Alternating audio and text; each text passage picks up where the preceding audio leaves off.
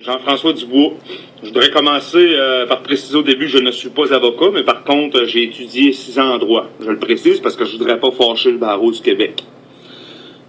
Bon, j'ai étudié 6 ans en droit, particulièrement en droit constitutionnel. Ce matin, je vous fais une petite vidéo concernant un article que j'ai lu dans un journal qui concernait l'armée américaine ainsi que les décisions du président américain, son pouvoir ainsi que le pouvoir des commandants de l'armée américaine en général. Et puis, il y a un paragraphe de l'article qui m'a accroché. Je vais vous le lire rapidement.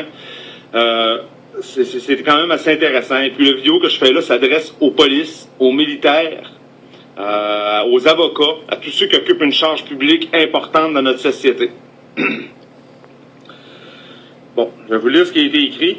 Une règle militaire élémentaire est que l'armée est obligée d'exécuter un ordre légal, mais aussi obligée de refuser de suivre un ordre illégal, a dit l'ancien patron du commandant stratégique de 2011 à 2013, le général à la retraite Robert Keller. Pourquoi est-ce qu'on dit ça? Pourquoi est-ce que ce principe-là existe?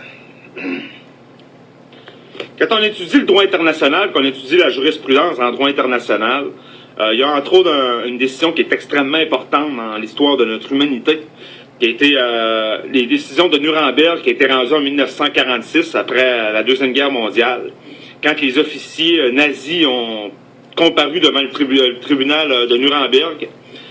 Ces hommes-là se défendaient en disant on a obéi aux ordres. On n'avait pas le choix, il fallait obéir aux ordres. Ben, la Cour, elle les a répondu, les juges ont simplement répondu, vous ne deviez pas obéir aux ordres, vous deviez obéir à votre conscience.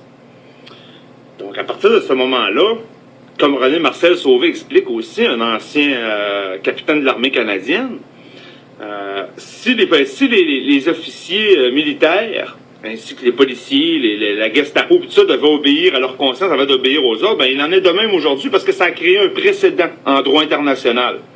Et puis cette règle-là prévaut sur toute autre règle écrite ou non écrite d'un pays comme le Canada, par contre, qui s'engage apparemment à respecter le droit international par plusieurs signatures de pactes, etc.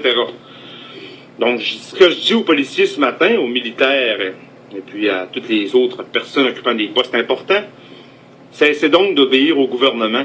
Si vous savez que le gouvernement, surtout le gouvernement du Québec, siège illégalement, et puis nul ne peut ignorer la loi, venez pas me dire que vous le savez pas. Cessez d'obéir au gouvernement et servez le peuple. Si vous savez que le gouvernement, par exemple, n'imprime pas la monnaie de la bonne façon et est en train de créer une dette illégale, arrêtez de leur obéir. Faites la grève, si on peut dire.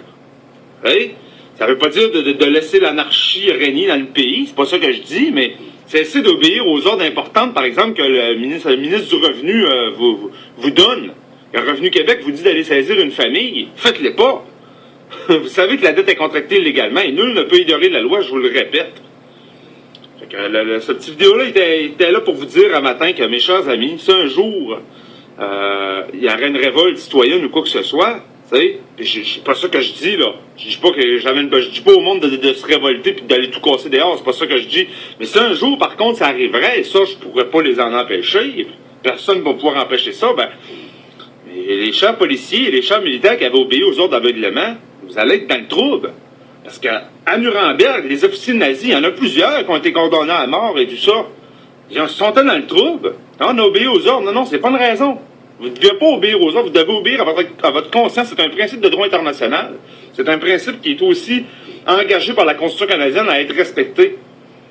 Donc, c'est ce que je voulais vous dire ce matin, mes chers amis. Et puis, j'ai connu des policiers moi-même de la police municipale de Sherbrooke qui m'ont dit, ben là, moi, écoute, je suis rendu à ma retraite bientôt, je vais-tu commencer à brasser ça, puis tout ça? Moi, là, tu sais, ça me tente pas trop de commencer à brasser ça. C'est quoi cette affaire-là? T'es un agent de la paix, t'as juré allégeance au code criminel, t'as juré allégeance de faire respecter la loi. Mais la loi première, c'est la Constitution. Fait que fais-la respecter, mon cher ami. Il y a plusieurs des policiers qui m'ont répondu ça à date. On le sait, M. Dubois, qu'il y a des choses qui fonctionnent pas bien, puis tout ça, mais si tu veux qu'on fasse, mais non.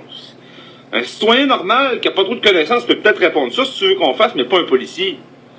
Vous devez obéir à votre conscience. Ce qui veut dire désobéir au gouvernement actuel.